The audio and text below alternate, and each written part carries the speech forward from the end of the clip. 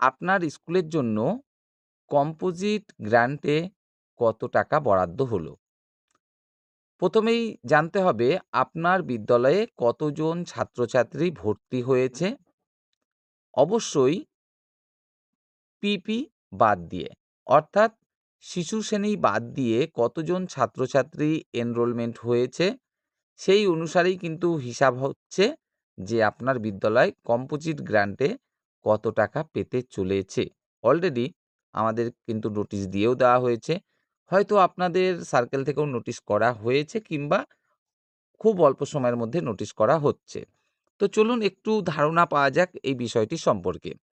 দেখুন, একদম উপরে রয়েছে আ একটি স্কুল, সেখানে ৩১ জন এনরোলমেন্ট হয়েছে ছাত্রছাত্রী। সেক্ষেত্রে বরাদ্দ হয়েছে ২৫,০০০ টাকা। তারপরে ৩৯ জন ২৫,০০০ টাকা, ৪০ জন, ৪১ জন, ৪২ জন, সবই ২৫,০০০ টাকা করেই বরাদ্দ হয়েছে।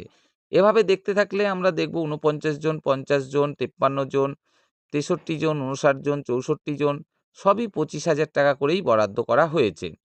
এরকমভাবে যদি দেখতে থাকি, এই যে সবুজ মার্ক করা আছে আপনারা দেখতে পাচ্ছেন, এটা হচ্ছে ৯৯। অর্থাৎ এটা আমাদের বিদ্যালয়েই শিশু শ্রেণী বাদ দিয়ে ৯৯ শিক্ষার্থী কিন্তু এনরোলমেন্ট হয়েছে। সেক্ষেত্রেও ২৫,০০০ টাকাই বরাদ্দ আপনারা দেখতে পাচ্ছেন। ঠিক তার দুটো ঘর পরেই ১০৩ জন ছাত্রছাত্রী রয়েছে শিশু শ্রেণী বাদ দিয়ে। সেক্ষেত্রে আমরা দেখতে পাচ্ছি বরাদ্দ হয়েছে কত টাকা? ৫০,০০০ টাকা। তাহলে আমরা এই বিষয়টা কিন্তু পরিষ্কারভাবে বুঝতে পারছি, কোনো বিদ্যালয়ে যদি ১০০ জন বা তার বেশি ছাত্রছাত্রী থেকে থাকে শিশু শ্রেণী বাদ দিয়ে, তাহলে সেই বিদ্যালয় কিন্তু ৫০,০০০ টাকা এই কম্পোজিট গ্রান্টের থেকে পেতে চলেছে। আর যদি ১০০ জনের নিচে ছাত্রছাত্রী থাকে, তবে কত তারিখ পর্যন্ত? জুলাই মাসের ও ২৯ তারিখ পর্যন্ত কিন্তু এটা দেখা হয়েছে। জুলাই মাসের ২৯ তারিখ পর্যন্ত যদি ১০০ জনের নিচে ছাত্রছাত্রী থাকে শিশু শ্রেণী বাদ দিয়ে, তাহলে আমরা দেখছি ২৫,০০০ টাকা বরাদ্দ করা হয়েছে। আর যদি ১০০ জনের বেশি ছাত্রছাত্রী থাকে, তাহলে তাদের জন্য বরাদ্দ করা হয়েছে কত? ৫০,০০০ টাকা। এবার এরকমভাবে দেখতে থাকলে আমরা দেখব ১০৪ জন, ১১৯ জন, ১২৭ জন, ১৩১ জন, ১৪৮ জন, ১৬০ জন, মোটামুটি ২০১ জন পর্যন্ত আমরা দেখছি ৫০,০০০ টাকা কিন্তু বরাদ্দ করা হয়েছে। এই যে আমি মার্ক করে দিলাম, আপনারা দেখতে পাচ্ছেন ২০১ জন ছাত্রছাত্রী কিন্তু এনরোলমেন্ট আমরা দেখতে পাচ্ছি একটা বিদ্যালয়ে। সেক্ষেত্রেও ৫০,০০০ টাকাই কিন্তু বরাদ্দ করা হয়েছে। তারপরের স্কুলটায় আমরা দেখতে পাচ্ছি ২৭৮ জন ছাত্রছাত্রী। এক্ষেত্রে বরাদ্দ করা হয়েছে কত? ২৫,০০০ টাকা। ৭৫,০০০ টাকা। তো ৭৫,০০০ টাকা বরাদ্দ করা হয়েছে ২৭৮ জনের ক্ষেত্রে। তাহলে আমরা তার স্কুলটা, আগের স্কুলটায় দেখছি ২০১ জনে বরাদ্দ হয়েছে ৫০,০০০, আর ঠিক তার পরের স্কুলটাই ২৭৮ জনের জন্য বরাদ্দ হয়েছে ৭৫,০০০। তাহলে বিষয়টা আমরা কিন্তু বুঝতে পারছি।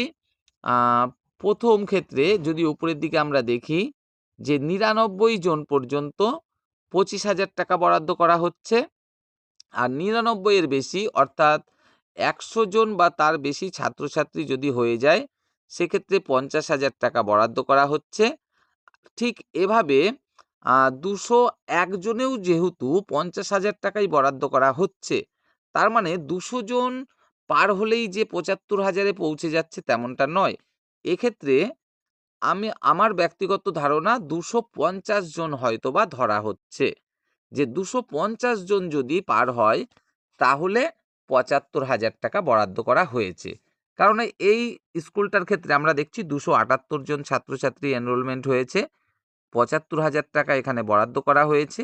ঠিক তার আগের স্কুলটায় ২০১ জন, অর্থাৎ ২০০ জনের বেশি আছে, তাও বরাদ্দ করা হয়েছে ৫০,০০০। আবার এক্ষেত্রে ১০৩ জন, তাও বরাদ্দ করা হয়েছে দেখুন ৫০,০০০ টাকা।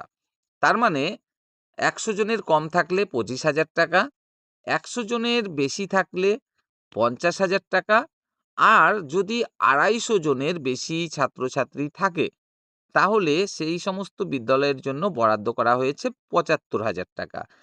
তারপরের বিদ্যালয়টা দেখুন ৪৩৪ জন ছাত্রছাত্রী এনরোলমেন্ট হয়েছে শিশু শ্রেণী বাদ দিয়ে। তো সেক্ষেত্রেও আমরা দেখতে পাচ্ছি ৭৫,০০০ টাকাই কিন্তু বরাদ্দ করা হয়েছে। আ তারপরের বিদ্যালয়টা ৬৮ জন, যেহেতু ১০০ র নিচে ২৫,০০০। আবার ২৬ জনের একটা বিদ্যালয় দেখছি, তাদের জন্য বরাদ্দ করা হয়েছে কত? ১০,০০০ টাকা। ২৬ জনে ১০,০০০ টাকা। আবার একটু উপরের দিকে দেখুন, একদম প্রথমে ৩১ জনে ২৫,০০০ টাকা। নিচে আসি আবার, ২৬ জনে বরাদ্দ হয়েছে কত? ১০,০০০। আবার উপরে দেখুন ৩১ জনে বরাদ্দ হয়েছে ২৫,০০০। তার মানে বিষয়টা দাঁড়াচ্ছে ৫০-এর নিচে নামলেই যে ২৫,০০০ তেমনটা নয়। এখানে আমার যতদূর ধারণা ৩০ জনের হয়তোবা হিসাবটা করা হচ্ছে। ৩১ জনে আমরা দেখলাম ২৫,০০০, তার মানে ৩০ পার হলেই ২৫,০০০ বরাদ্দ হচ্ছে। আর ২৬ জনটা যেহেতু ৩০-এর কম, তাই হয়তো বরাদ্দ করা হচ্ছে ১০,০০০। ঠিক তার পরের স্কুলটায় আপনারা দেখুন ১৯ জন এনরোলমেন্ট হয়েছে শিশু শ্রেণী বাদ দিয়ে। এক্ষেত্রেও ১০,০০০ বরাদ্দ হয়েছে। এবং সবার শেষের যে স্কুলটা রয়েছে, এখানে ৯ জন আমরা দেখছি ভর্তি হয়েছে শিশু শ্রেণী বাদ দিয়ে। তাই এদের ক্ষেত্রেও ১০,০০০ বরাদ্দ করা হয়েছে। তবে যাই হোক, আ আমরা খুবই সংক্ষেপে বলতে গেলে যতটুকু বুঝলাম, ৩০ জনের কম যদি ছাত্রছাত্রী ভর্তি হয়ে থাকে শিশু শ্রেণী বাদ দিয়ে, তাহলে ১০,০০০ বরাদ্দ। ৩০ জনের বেশি থেকে শুরু করে আম ১০০ জন পর্যন্ত বরাদ্দ ২৫,০০০। আর ১০০ জনের বেশি থেকে শুরু করে ২৫০ জন পর্যন্ত বরাদ্দ ৫০,০০০। আর ২৫০ জনের বেশি হয়ে গেলে তখন বরাদ্দ হচ্ছে ২৫,০০০, ৭৫,০০০। তো এই হচ্ছে বিষয়। তো এই যে কম্পোজিট গ্র্যান্টের টাকাটা, সেটা কিভাবে খরচ করতে হয় আপনারা প্রত্যেকেই জানেন। তাও একটু খুবই সংক্ষেপে বলে রাখি। আ স্কুলের যে বিদ্যুতের বিল, সেই খরচটা কিন্তু এখান থেকে করা যায়। স্কুলের উন্নয়নের ক্ষেত্রে যেসব কাজকর্ম, যেমন কিছু বেঞ্চ তৈরি করা, যেমন চেয়ার তৈরি করা, যেমন কিছু ফার্নিচার তৈরি করা, কিংবা কোনো জানালা দরজা ভেঙে গেল সেগুলো মেরামত করা, কিংবা বাথরুমের জন্য খরচ করা, কিংবা অন্যান্য, এক কথায় স্কুলের চক ডাস্টার রয়েছে, ব্ল্যাকবোর্ড রয়েছে, ইত্যাদি, ইত্যাদি বিভিন্ন মেরামতির জন্য বা স্কুল উন্নয়নের জন্য যে সমস্ত টুকিটাকি খরচ, সেগুলো কিন্তু এই কম্পোজিট গ্র্যান্টের টাকা দিয়েই করা হয়। তো এই হচ্ছে বিষয়। আপনারা আশা করি এই ছোট্ট ভিডিওটির মাধ্যমে মোটামুটি একটা ধারণা পেলেন যে আপনার বিদ্যালয়ে শিশু শ্রেণী বাদ দিয়ে কতজন ছাত্রছাত্রী রয়েছে এবং সেই হিসাবে আপনার বিদ্যালয় কম্পোজিট গ্র্যান্টের কত টাকা পেতে চলেছে এবছরে।